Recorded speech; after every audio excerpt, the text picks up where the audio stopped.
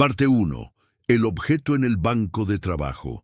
En la primavera de 1975, en una oficina de diseño vinculada a la fábrica de equipo técnico Česká Zbrojovka en Uherský Brod, Checoslovaquia, un armazón de acero reposaba sobre un banco de trabajo bajo luz fluorescente. No estaba terminado. Los rieles de la corredera corrían por el interior del armazón, no por el exterior, creando un canal que parecía invertido en comparación con cualquier herramienta de servicio en producción. Józef Kouski, el ingeniero principal, había pasado meses explicando esta configuración a colegas escépticos que creían que violaba principios fundamentales de la arquitectura de estos dispositivos. El objeto era una respuesta a un problema que no tenía solución obvia. Las fuerzas de seguridad checoslovacas necesitaban un equipo moderno para reemplazar diseños obsoletos de la época del conflicto global, pero las especificaciones eran contradictorias. Alta capacidad, dimensiones compactas, funcionamiento confiable en condiciones de campo y posibilidad de fabricación bajo las limitaciones de una fábrica estatal que operaba detrás de la cortina de hierro. Los diseños occidentales, como el Browning High Power, ofrecían gran capacidad, pero requerían tolerancias de mecanizado que llevaban al límite las herramientas disponibles. Los diseños soviéticos priorizaban la simplicidad, pero sacrificaban la ergonomía y la capacidad. La respuesta de Kouski fue estructural. Si la corredera podía desplazarse dentro de los rieles del armazón, en lugar de envolverlos, el cañón podría situarse más abajo en relación con la mano del usuario. Esto reducía el brazo de palanca de las fuerzas de retroceso, lo que se traducía en una menor elevación del frente del equipo. Menos elevación significaba una recuperación más rápida del objetivo. Una recuperación más rápida significaba una mayor precisión práctica en condiciones de uso continuo. La geometría dictaba el rendimiento, pero la corredera invertida creó restricciones espaciales que afectaron a todos los demás sistemas. El alojamiento del cargador tuvo que rediseñarse para albergar una columna de doble hilera de 15 cartuchos de 9 mm, manteniendo una circunferencia de empuñadura que las manos humanas pudieran controlar. El mecanismo de activación requería un sistema de doble acción simple, que permitiera realizar el primer uso con un tirón largo y pesado, tensando el percutor internamente, mientras que los usos posteriores operaban en modo de acción simple con una ruptura nítida y ligera. Esta dualidad exigía tensiones de resorte precisas y relaciones de palanca cuidadosamente calculadas. El dispositivo sobre el banco de trabajo representaba 6 años de refinamiento iterativo. Los primeros prototipos tuvieron armazones con fisuras. Versiones posteriores sufrieron fallas de alimentación porque el ángulo del cargador no se alineaba correctamente con la recámara. Kouski había ajustado, recalculado y reconstruido. Ahora, el diseño se acercaba a su forma final, pero la aprobación requería una demostración, no ante ingenieros, sino ante oficiales de adquisiciones que evaluaban el equipo a través de la doctrina, no de la física. El armazón esperaba. A su alrededor yacían dibujos técnicos, diagramas de sección transversal que mostraban la ruta de la leva que desbloqueaba el cañón de la corredera, y notas escritas a mano calculando las tasas de los resortes de retroceso. La habitación olía a aceite de corte y limaduras de metal. Afuera, el piso de la fábrica zumbaba con la producción de rifles deportivos y herramientas de caza, productos comerciales que mantenían operativa la instalación mientras los contratos oficiales avanzaban por los canales burocráticos. Kouski tomó el armazón y examinó los rieles de la corredera una vez más. Las tolerancias eran ajustadas, menos de 2 milésimas de pulgada, pero tenían que serlo. Tolerancias holgadas introducirían juego, lo que degradaría la precisión y aceleraría el desgaste. Las tolerancias ajustadas requerían un mecanizado cuidadoso, lo que aumentaba el tiempo y el costo de producción. El equilibrio entre precisión y practicidad definía cada milímetro del diseño. La CZ75 aún no era un producto terminado. Era un argumento plasmado en acero. Si historias como esta te ayudan a ver cómo la ingeniería moldeó silenciosamente la historia, cuéntanos en los comentarios qué te ha sorprendido hasta ahora. Y quédate con nosotros para el próximo capítulo. Parte 2. El ingeniero bajo restricción. Joseph Koudky no comenzó su carrera diseñando este tipo de herramientas.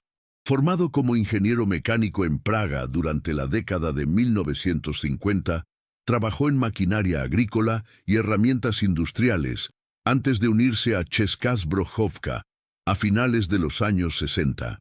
La transición no fue ideológica, fue práctica.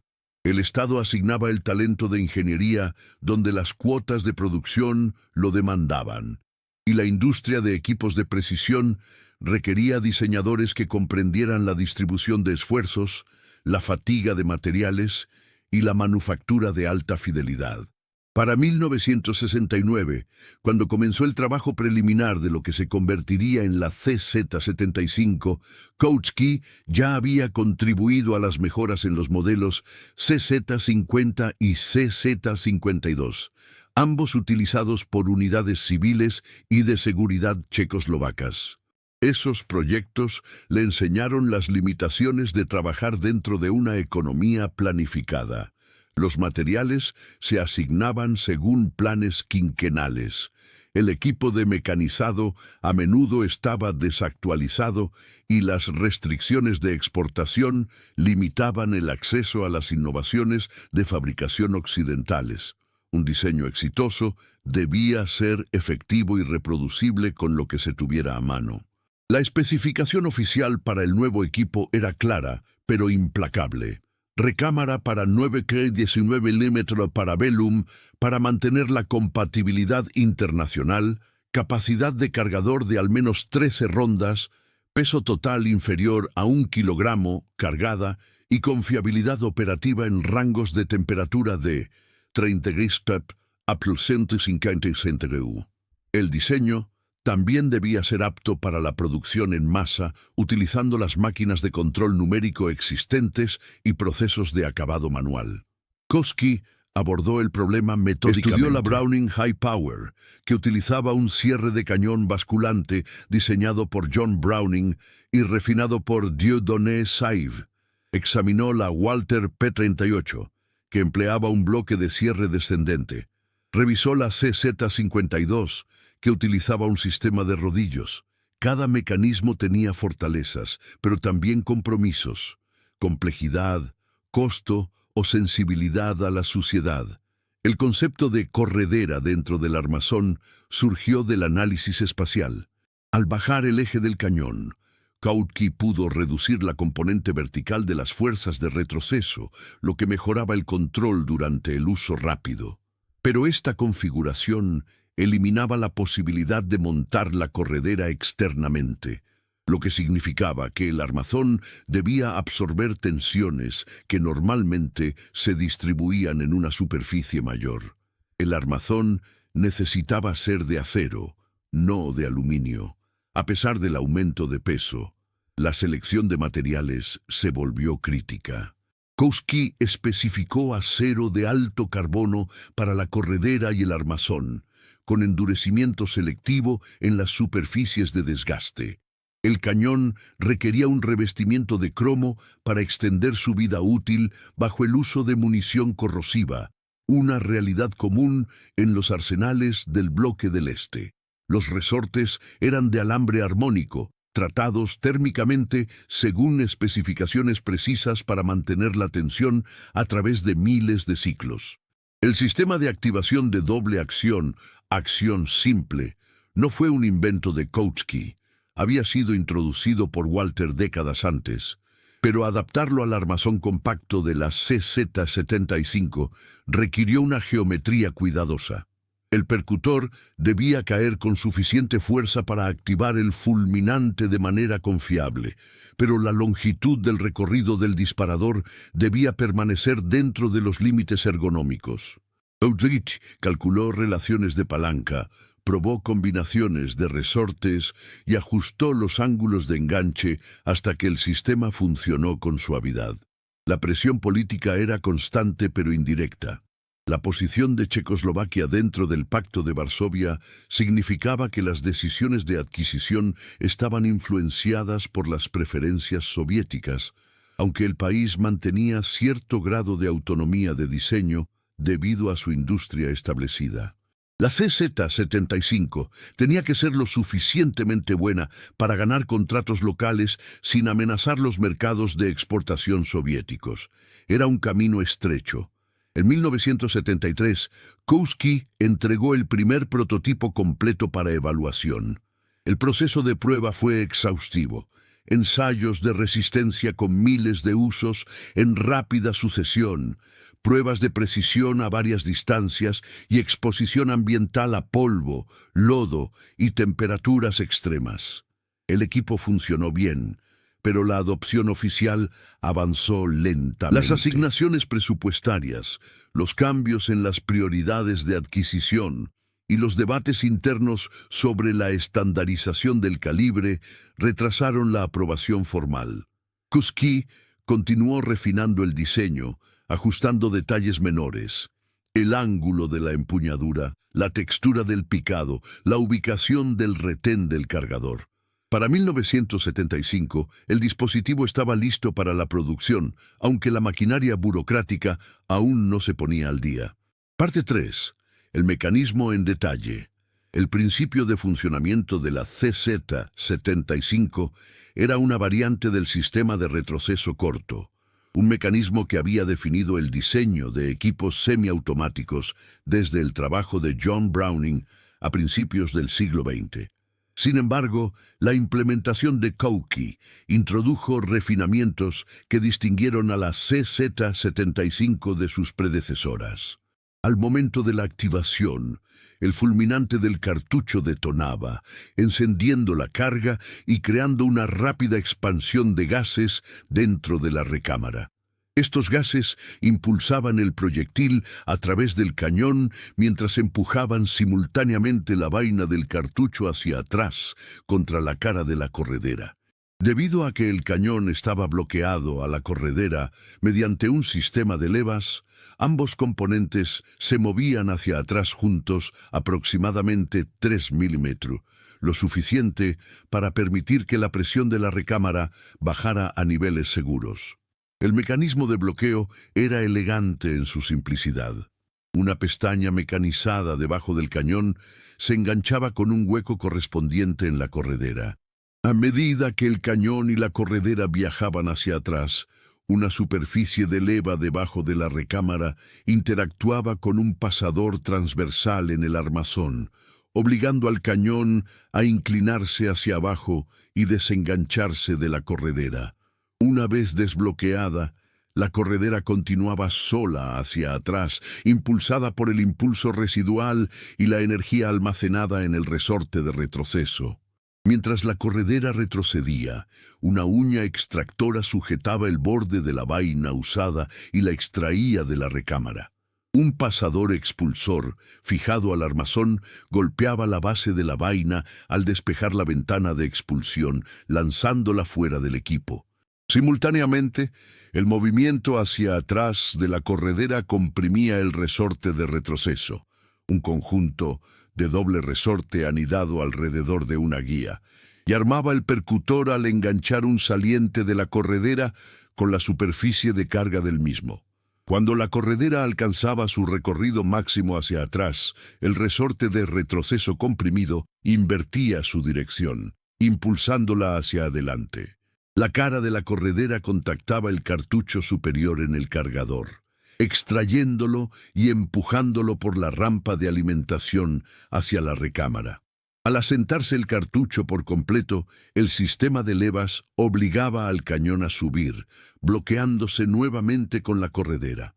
El equipo estaba listo para usarse otra vez, el ciclo completo. Desde la activación hasta la condición de recámara cargada, tomaba aproximadamente 150 milisegundos. El diseño de corredera interna impuso requisitos de ingeniería específicos. Debido a que la corredera no se extendía fuera del armazón, el resorte de retroceso debía colocarse debajo del cañón en lugar de alrededor de él, como en muchos diseños derivados de Browning. Esto bajaba el centro de masa y contribuía al equilibrio del equipo. Los rieles del armazón que guiaban la corredera debían mecanizarse con tolerancias exactas. Si eran muy ajustados, la acción se trabaría con la suciedad. Si eran muy holgados, la precisión sufriría por el juego excesivo. Kautsky integró un seguro de percutor que bloqueaba su avance a menos que el disparador estuviera completamente presionado. Esto evitaba descargas accidentales si el equipo se caía o golpeaba. El seguro manual, ubicado en el lado izquierdo del armazón, bloqueaba la corredera y desconectaba el varillaje del disparador, dejando el equipo inerte. A diferencia de algunos diseños donde el seguro también bajaba el percutor, el seguro de la CZ-75 podía activarse con el percutor armado, permitiendo el porte en modo listo, una característica apreciada por usuarios familiarizados con el estilo M1611. El diseño del cargador fue clave para la alta capacidad. Una configuración de doble columna y alimentación simple permitió alojar 15 rondas en un cuerpo de cargador relativamente estrecho. El elevador, presionado por un resorte en la base, presentaba los cartuchos en el ángulo correcto para una alimentación confiable. El retén del cargador se colocó detrás del guardamonte, accesible al pulgar del usuario, sin necesidad de cambiar el agarre. Kautsky probó el sistema obsesivamente.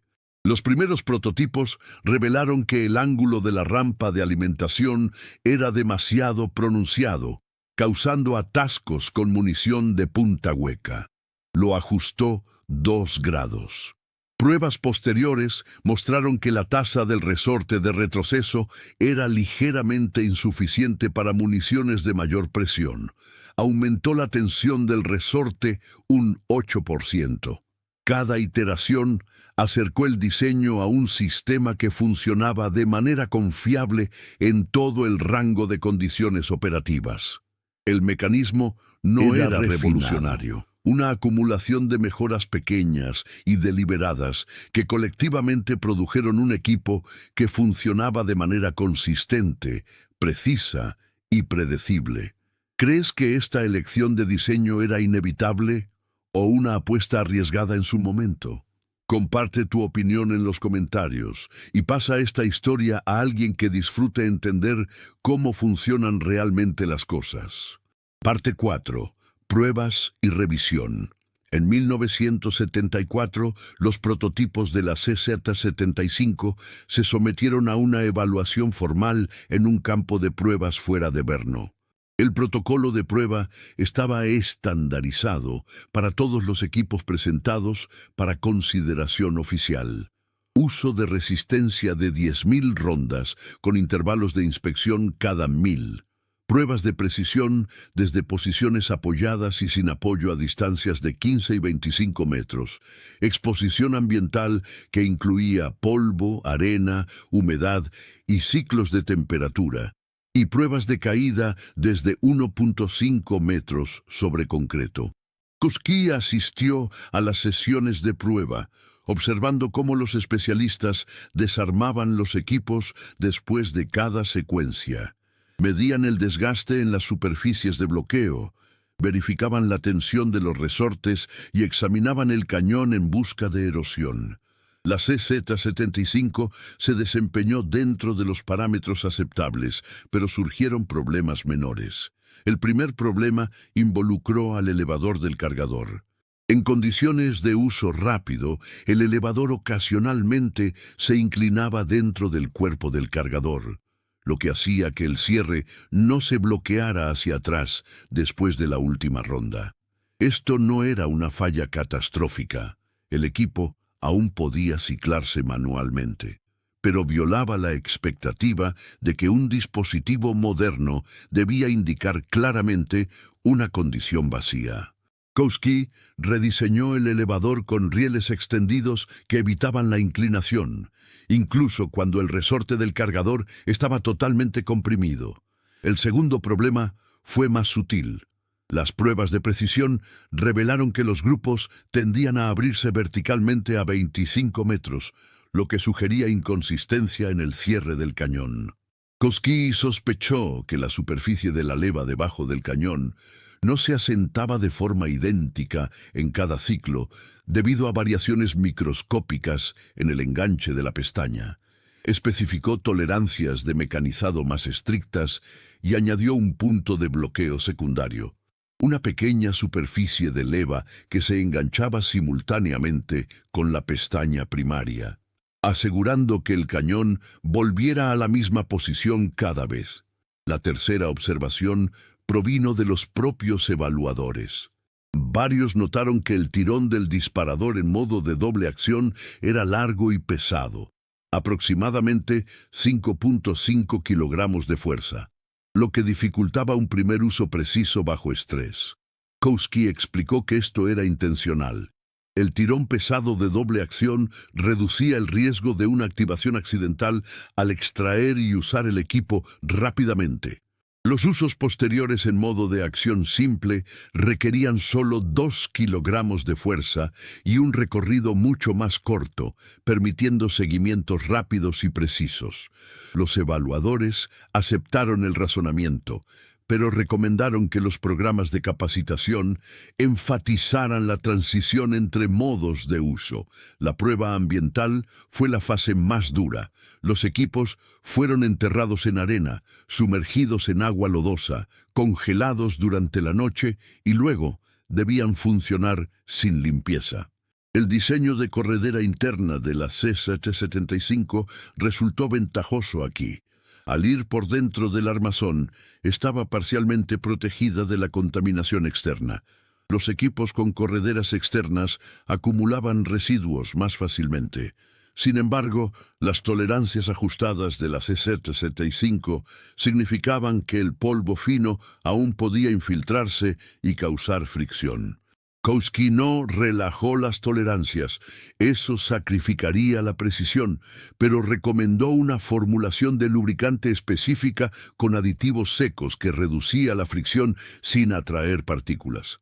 Para finales de 1974, la C-775 había superado todas las evaluaciones formales. Sin embargo, las adquisiciones oficiales seguían retrasadas. El Ministerio de Defensa checoslovaco estaba reorganizando sus contratos y las limitaciones presupuestarias frenaron la adopción inmediata a gran escala. Kowski recibió aprobación provisional para iniciar una producción limitada para mercados de exportación y agencias de seguridad locales. Esta decisión tuvo consecuencias. Debido a que el equipo entró en producción comercial en 1975, sin el respaldo total del Estado, CSKA Zbrojovka lo comercializó internacionalmente, ofreciéndolo a fuerzas de seguridad, unidades de policía y mercados civiles en Europa Occidental y Medio Oriente. La estrategia de exportación expuso a la C-775 a una gama más amplia de usuarios y condiciones de lo que habría permitido un despliegue puramente institucional. Los comentarios de estos usuarios impulsaron más refinamientos. Unidades de la policía suiza solicitaron una palanca de desarmado para bajar el percutor de forma segura sin activar el disparador mientras se apuntaba con recámara cargada. Kowski integró esto en una variante. Importadores franceses solicitaron miras ajustables para aplicaciones de uso deportivo. CSKA Zbrojovka desarrolló una versión de precisión con miras traseras ajustables micrométricamente. Cada iteración expandió la versatilidad del equipo sin comprometer el mecanismo central. Parte 5. El diseño no patentado. En 1976, un año después de que la CZ-75 entrara en producción, fabricantes en Italia, Suiza e Israel comenzaron a producir equipos que eran funcionalmente idénticos al diseño de Kouchki. Los armazones diferían en detalles estéticos menores, textura de empuñadura, marcas, opciones de acabado, pero la arquitectura interna era inconfundible. Configuración de corredera interna, bloqueo de cañón basculante, disparador de doble acción, acción simple y cargador de doble hilera. No eran falsificaciones, eran clones legales. La razón fue geopolítica y legal. Checoslovaquia, como Estado comunista en 1975, no se adhería al Convenio de París para la protección de la propiedad industrial, el tratado internacional que rige la aplicación de patentes. Cuando Kouchki diseñó la CZ-75, pudo solicitar protección de patente nacional dentro de Checoslovaquia, pero no pudo evitar que fabricantes en otros países copiaran el diseño. La empresa estatal Česká Zbrojovka podría haber intentado registrar patentes en naciones occidentales individuales, pero hacerlo habría requerido navegar por sistemas legales capitalistas a los que el gobierno checoslovaco se oponía ideológicamente y evitaba en la práctica. El resultado fue que la CZ-75 entró al mercado global como un diseño abierto, un plano funcional que cualquier fabricante con capacidad de mecanizado adecuada podía reproducir. Danfoglio en Italia fue el primero en actuar, introduciendo la TZ-75 en 1976. Sphinx Systems en Suiza le siguió con la AT-84. Israel Military Industries desarrolló la Jericho 941, comercializada en otros lugares como Baby Eagle. Fabricantes turcos, chinos y sudafricanos produjeron sus propias versiones. Cada iteración validó las elecciones de ingeniería de Kouchki. El diseño de corredera interna se convirtió en un estándar reconocido, y el patrón de la CZ-75 influyó en el desarrollo posterior de equipos en toda la industria. La falta de protección de patentes no fue del todo perjudicial para Česká Zbrojovka. Mientras los competidores captaban segmentos de mercado que podrían haber generado ingresos por licencias, la proliferación de clones de la CZ-75 también estableció el diseño como un paradigma dominante. Usuarios, armeros y oficiales de adquisiciones se familiarizaron con la plataforma, lo que normalizó sus características y creó una demanda por la original que ningún clon podía reemplazar por completo. El propio Kouchki veía la situación con desapego pragmático. En una entrevista de 1982 con una revista técnica checoslovaca, comentó que las soluciones de ingeniería, una vez que demuestran ser efectivas, se propagan inevitablemente sin importar las barreras legales. Señaló que el éxito de la CZ-75 no radicaba en la exclusividad, sino en el hecho de que funcionaba, en que su geometría y mecanismo habían sido refinados hasta el punto en que la modificación era innecesaria. Para la década de 1980, la CZ-75 había sido adoptada por fuerzas de seguridad en más de 40 países. Su reputación se construyó no por el marketing, sino por su desempeño en el campo. Las unidades que la adoptaron reportaron alta confiabilidad, requerimientos mínimos de mantenimiento y satisfacción del usuario. Los usuarios deportivos la favorecieron por su precisión y ergonomía. El diseño demostró ser adaptable a roles especializados, variantes compactas para porte oculto, modelos de cañón extendido para precisión y versiones preparadas para supresores en aplicaciones tácticas. El estatus de diseño no patentado se convirtió, paradójicamente, en una forma de validación. El hecho de que tantos fabricantes eligieran replicar la CZ-75 en lugar de desarrollar alternativas originales demostró que Kouchki había llegado a una solución difícil de mejorar. La configuración de corredera interna, antes considerada poco convencional, se volvió estándar. El sistema de doble acción simple, antes de batido, se convirtió en el modelo de referencia para los sucesores modernos. En 1992, tras la disolución de Checoslovaquia, la recién independiente República Checa se unió a los tratados internacionales de patentes. Para entonces, el diseño de la CZ75 tenía casi 2 décadas y su influencia ya había permeado la industria. Česká zbrojovka, que ahora operaba como una entidad comercial, continuó produciendo la CZ75 y sus derivados, pero el diseño en sí había trascendido la propiedad. Pertenecía, en efecto, al patrimonio de la ingeniería. Parte 6. Un legado en acero y geometría. Józef Koucki se retiró de Česká zbrojovka a mediados de los años 90, después de pasar más de 3 décadas en el diseño de equipos de precisión. La CZ75 permaneció en producción con su arquitectura fundamental inalterada, a pesar de refinamientos incrementales en materiales, acabados y ergonomía. Para el año 2000 se habían fabricado más de 1 millón de unidades entre todas las variantes y derivados licenciados. El diseño se había convertido en una referencia, un estándar contra el cual se comparaban los nuevos modelos. Los principios de ingeniería que Koucki integró en la CZ75 influyeron en generaciones de diseños posteriores. El concepto de corredera interna reapareció en modelos de Sig Sauer, Beretta y Smith & Wesson, y cada adaptación acreditaba a esa geometría la mejora en la precisión y la reducción del retroceso. El disparador de doble acción simple se convirtió en una característica estándar hasta el auge de los diseños de percutor lanzado a finales de los 90, e incluso entonces, el sistema de la CZT75 siguió siendo la referencia para evaluar la calidad del disparador. La influencia de este equipo se extendió más allá de su mecanismo.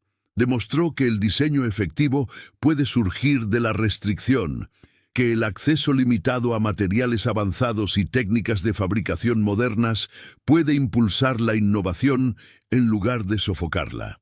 El enfoque de Koucki no fue replicar los diseños occidentales con recursos inferiores, sino resolver los mismos problemas mediante una geometría diferente. El resultado fue un equipo que competía por méritos propios, no por publicidad. En el ámbito deportivo, la CZ75 estableció una presencia que persistió durante décadas. Versiones modificadas ganaron campeonatos internacionales, donde la precisión, la confiabilidad y la ergonomía determinaban los resultados. Especialistas desarrollaron piezas para refinar el disparador, mejorar las miras y reducir el peso, pero la plataforma central seguía siendo el diseño de Koucki de 1975. El hecho de que los competidores eligieran optimizar la CZ75 en lugar de cambiar a plataformas más nuevas, hablaba de la solidez fundamental de su ingeniería.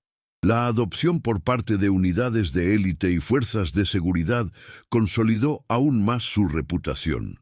Grupos que requerían confiabilidad absoluta en condiciones adversas seleccionaron la CZ75 no porque fuera económica, sino porque funcionaba. El armazón de acero absorbía el retroceso de manera efectiva. El mecanismo toleraba la falta de mantenimiento mejor que las aleaciones ligeras, y el seguro manual permitía un manejo administrativo seguro sin comprometer la rapidez de uso. Para 2010, la CZ75 ya no era un diseño novedoso, era un clásico. Los equipos modernos ofrecían armazones de polímero, sistemas de agarre modulares y rieles para accesorios de los que carecía la CZ75 original, pero el modelo de acero seguía vendiéndose. Los entusiastas la valoraban por las mismas razones que tuvo éxito en 1975. Era precisa, confiable y se sentía sólida en la mano. El peso, que había sido considerado una desventaja en una era que favorecía la ligereza del polímero, se convirtió para algunos usuarios en una virtud. La masa amortiguaba el retroceso y transmitía solidez. Kautsky no buscó la fama. Publicó artículos técnicos, asistió a conferencias de la industria cuando era necesario y, por lo demás, evitó la atención pública. Su contribución a la ingeniería no fue una innovación única, sino un refinamiento meticuloso, la acumulación paciente de pequeñas decisiones que colectivamente produjeron un sistema superior a la suma de sus partes. La CZ75 perdura porque fue diseñada para funcionar, no para impresionar. Resolvió problemas reales con materiales disponibles y procesos de fabricación convencionales. No requirió aleaciones exóticas, ni diseño complejo asistido por computadora, ni recubrimientos avanzados. Era acero, resortes y geometría cuidadosa, elementos tan antiguos como los equipos mismos, dispuestos en una configuración que extraía el máximo rendimiento con la mínima complejidad. En la historia de la ingeniería, los diseños más influyentes suelen ser aquellos que otros eligen copiar. La CZ75 fue copiada extensamente, de forma legal y voluntaria. Esto no fue un robo, fue un reconocimiento. El diseño resultó tan efectivo que se convirtió en un molde, un punto de partida para futuros desarrollos. El concepto de corredera interna de Kautsky, su sistema de bloqueo por levas y su integración de modos de acción doble y simple pasaron a formar parte del vocabulario compartido del diseño industrial. La medida final del impacto de la CZ75 no está en las cifras de ventas ni en los contratos oficiales, sino en el hecho de que sus principios siguen siendo relevantes 50 años después de su introducción. Los equipos modernos pueden usar materiales distintos e incorporar miras electrónicas, pero las preguntas fundamentales que Kautsky respondió, cómo bloquear un cañón, cómo gestionar el retroceso, cómo equilibrar la capacidad con el control, siguen siendo las mismas. Sus soluciones, plasmadas en acero y probadas en millones de ciclos, continúan guiando a los diseñadores hoy en día. La CZ75 es un recordatorio de que la ingeniería no se trata de novedad, sino de resolver los problemas correctamente. Kautsky los resolvió tan bien que su trabajo se convirtió en la base para otros. Si disfrutas de historias tranquilas y reales sobre cómo la ingeniería moldeó el mundo, suscríbete al canal, deja un like y cuéntanos desde qué país nos estás viendo.